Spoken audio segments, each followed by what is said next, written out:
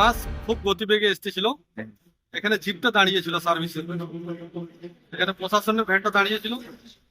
তা ড্রাইভার এসে মেরেছে, বাসের ড্রাইভার। বাসের ড্রাইভার এসে পুলিশ ভ্যানটাকে মেরেছে। তো তখন প্রায় টাইম হয় 8 মিনিটে।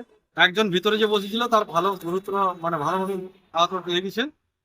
ওর বুকে মাথায় চোট লেগেছিল। ওকে বের করে ওদের সাথে সাথে আমরা অ্যাম্বুলেন্সকে ফোন করি। অ্যাম্বুলেন্স আসার আগে অন্য একটা ভ্যান আছে, তাতে আমরা তুলে দিয়ে হসপিটাল যেয়ে শুনলাম এখন সকাল থেকে